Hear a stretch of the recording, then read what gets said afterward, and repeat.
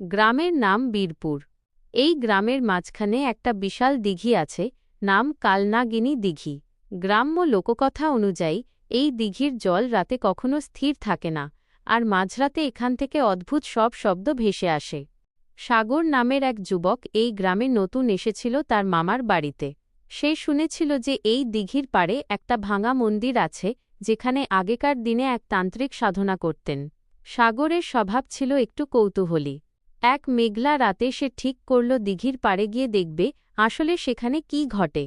রাত তখন প্রায় 12টা। আকাশে চাঁদ থাকলেও মেঘের আড়ালে তা ঢাকা পড়ে আছে। সাগর যখন দিঘির পাড়ে পৌঁছাল, দেখল জলটা যেন ফুটন্ত তেলের মতো টকবক করে ফুটছে, অথচ কোনো বাতাস নেই। হঠাৎ সে শুনতে পেল দূর থেকে কেউ তাকে ডাকছে, সাগর, এদিকে আয়। অস্ফুট সেই গলার স্বরটা ঠিক তার মায়ের মতো। সাগর অবাক হয়ে গেল, কারণ তার মা তো শহরে। সে সম্মোহিতের মতো সেই আওয়াজের পিছু পিছু ভাঙা মন্দিরটার দিকে এগিয়ে গেল। মন্দিরের ভেতরে ঢুকতেই দেখল চারদিকে পুরনো মাটির প্রদীপ জ্বলছে, কিন্তু কোনো মানুষ নেই। হঠাৎ মন্দিরের পেছনের এক অন্ধকার কোণ থেকে একটা খ খ শব্দে হাসি ভেসে এল। সাগর টর্চ জ্বালাতেই দেখল সেখানে একটা কঙ্কালসার মূর্তি বসে আছে, যার চুলগুলো মাটি পর্যন্ত লম্বা। সেই মূর্তিটি আবার তার মায়ের গলায় বলে উঠল, এলি তো শেষ পর্যন্ত, আমি কতদিন ধরে তোর জন্য অপেক্ষা করছি। সাগর বুঝতে পারল সে বড় বিপদে পড়েছে। সে পালানোর চেষ্টা করতেই দেখল মন্দিরের দরজাটা আপনা আপনি বন্ধ হয়ে গেল।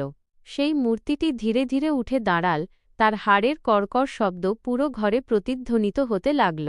সাগরের মনে হল তার শরীরের সমস্ত রক্ত হিম হয়ে যাচ্ছে। ঠিক সেই মুহূর্তে গ্রামের মসজিদের আজানের ধ্বনি ভেসে এল। আজানের শব্দ শোনা মাত্রই সেই মূর্তিটি বিকট চিৎকার করে ধোঁয়ায় মিলিয়ে গেল।